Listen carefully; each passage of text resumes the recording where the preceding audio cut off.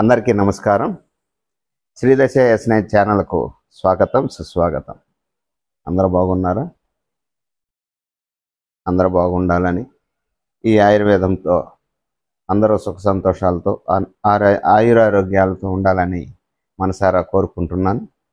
గత వీడియోలో మనం చక్కగా 3 రోగాల గురించి చెప్పుకున్నాం.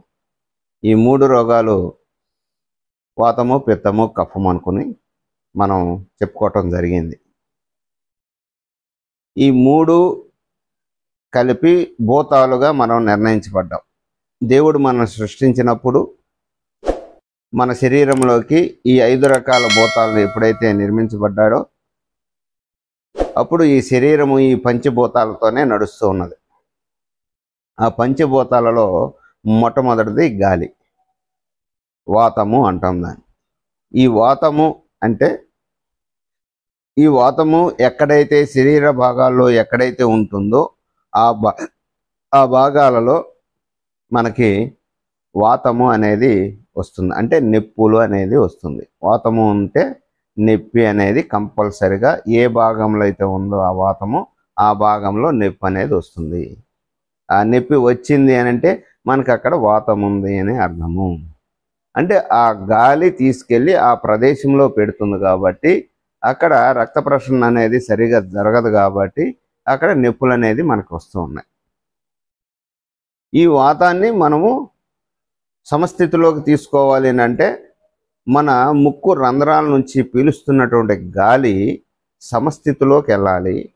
లోన్ ఉన్నటువంటి కార్బన్ డైఆక్సైడ్ బయటికి పంపించేటప్పుడు కూడా సమస్థితిలోనే బయటికి పంపించేసేయాలి. అంటే శరీరములో ఎంతైతే గాలి ఉండాలో అంత మాత్రమే ఉండాలి. దానికి ఎక్కిన రోగమే, తగ్గిన రోగమే. కాబట్టి మనము సమస్థితిలోకి ఉంచాలి అంటే మన యొక్క తిండి కార్యక్రమాలన్నీ కూడా మారాలి. 10ంటికి తింటాను, 12ంటికి తింటానంటే కుదరదు. ఆ విధంగా తిన్నదానివల్ల మీలో యొక్క ఎక్కువగా గ్యాసు, కొవ్వులు తయారైపోయి శ్వాసక్రియ అంతా కూడా మారిపోతుంది, నాడీ వ్యవస్థ అంతా కూడా మారిపోతుంది.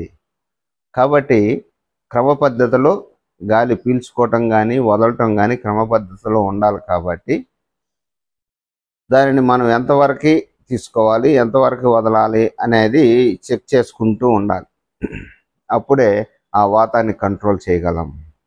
లేకపోతే వాతం అనేది బాగా పెరిగి చివరికి అన్ని రకాల నొప్పులు, అవి నడుము నొప్పులు కావచ్చు, చేతుల నొప్పులు కావచ్చు, కాళ్ళు నొప్పులు కావచ్చు, తలనొప్పి కావచ్చు, ఏదైనా ఏ నొప్పులైనా వచ్చాయి అని అంటే మనకి ఇక్కడ కడుపులో వాతం పెరిగినప్పుడు గాలి ప్రకోపం ఎక్కువ పెరుగుతుంది కాబట్టి అది ఎక్కువగా తీసుకుంటుంది కాబట్టి అది వాతం కింద చెప్పబడుతుంది.